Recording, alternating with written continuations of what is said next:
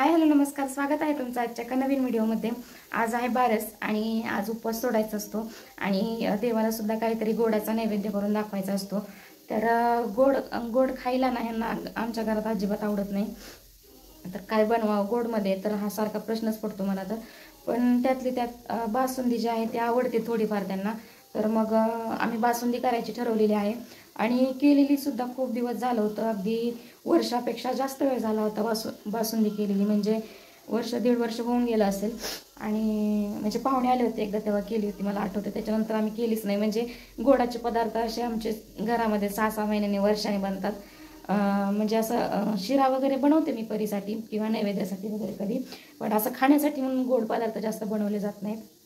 तर आज बासुंदी आणि पनीरची भाजी आणि चपात्या, तर असा मेनू आहे। तर चला मग आता इथे मी बासुंदी बनवायला ठेवलेली आहे। असं कढईमध्ये ठेवायची, म्हणजे जे दूध आहे ते लवकर आटलं जातं आणि आपली बासुंदी तयार होते। तर इथे दूध ना थोडंसंच आहे, 1 लिटरच्या थोडंसं एक्स्ट्रा असेल। आणि आता बघू त्याच्यातच बनवायची आहे, किती होते काय ते।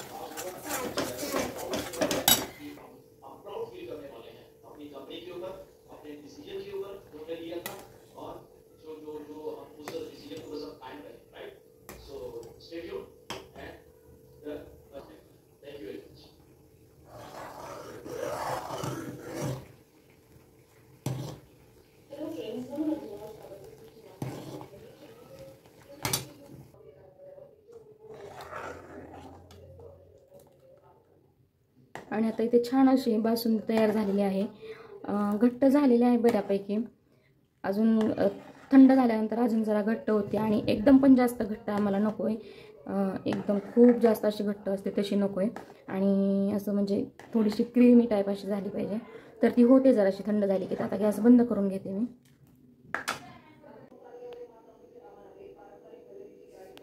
तर असं साधा सिंपल असा नैवेद्य बनवलेला आहे, जास्त काही आयटम बनवले नाहीत, कारण घरात खायला माणसं कमी असली की भरपूर काही बनवलं की मग खूप जास्त शिल्लक राहतं आणि ते मग आपल्याला असं खूप जास्त आणि असं थोडं थोडं करायला जमत नाही जास्तच होऊन जातं ते। म्हणूनसाठी जास्त पदार्थ मी घरातल्या स्वयंपाकासाठी तरी बनवतच नसते।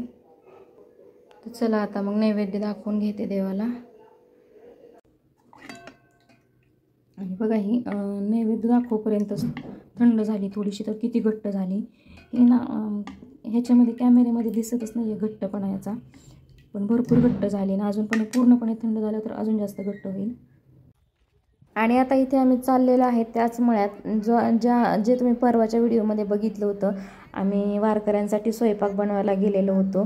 तर त्याच दिंडीचा आजचा शेवटचा दिवस आहे आणि तिथे खूप छान असं भजन वगैरे असतं।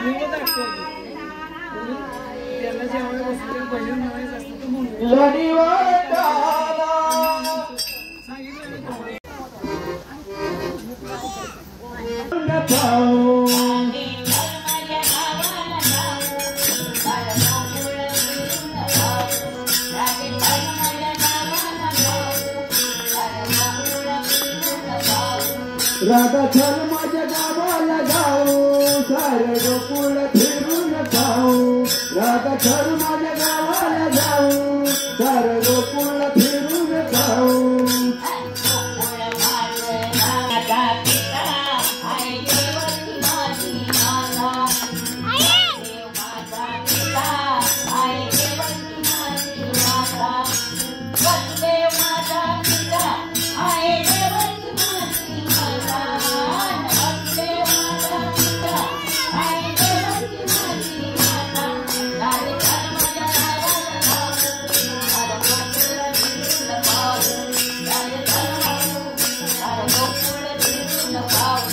राधा चल माझ्या गावाला जाऊ सारे गोकुळ फिरून पाहू राधा चल माझ्या गावाला जाऊ सारे गोकुळ फिरून पाहू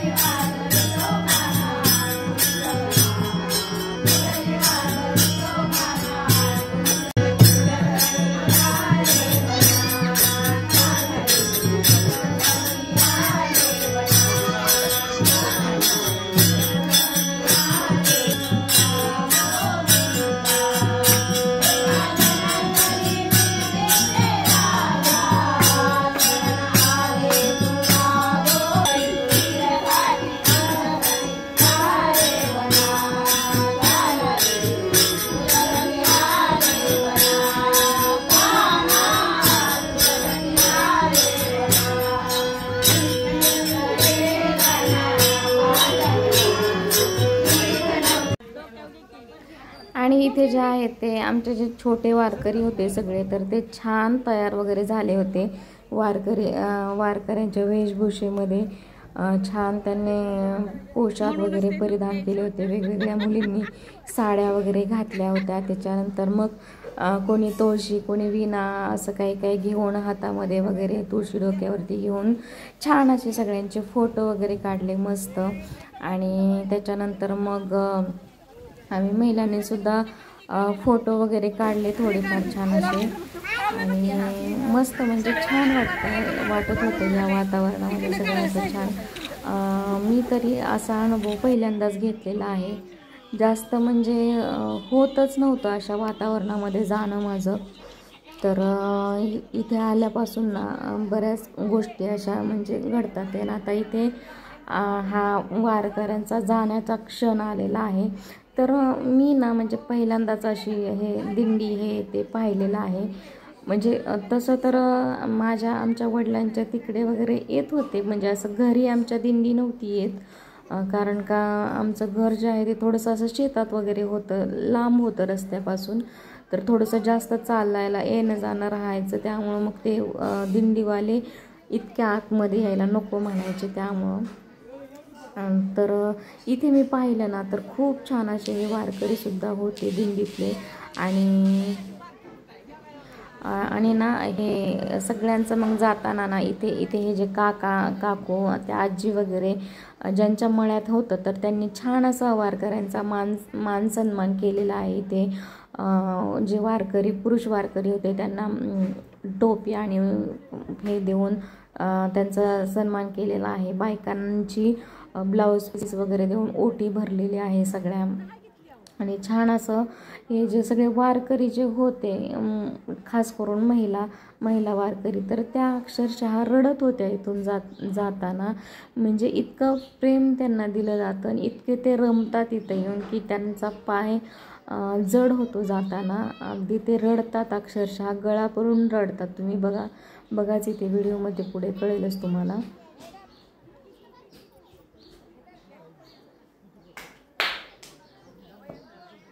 सब ये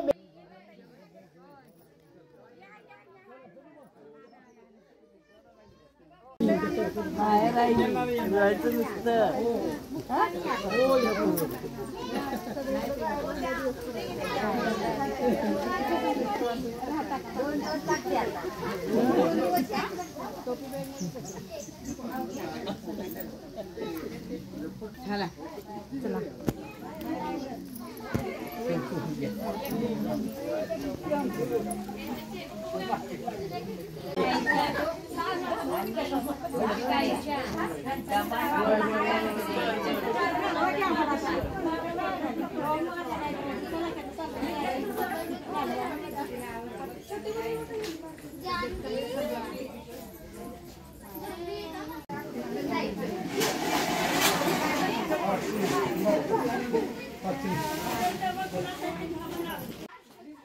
आणि अशा पद्धतीनं सगळे वारकरी जे आहेत ते आता निघालेले आहेत त्यांच्या गावाच्या दिशेने.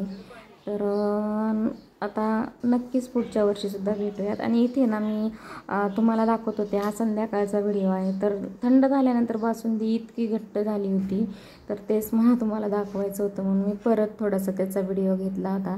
तर कसा वाटला तुम्हाला आजचा हा दिंडीचा कार्यक्रम पाहायला तर ते मला कमेंट करून नक्की सांगा. आणि हा व्हिडिओ कसा वाटला तेही सांगा. व्हिडिओ पाहिल्याबद्दल धन्यवाद.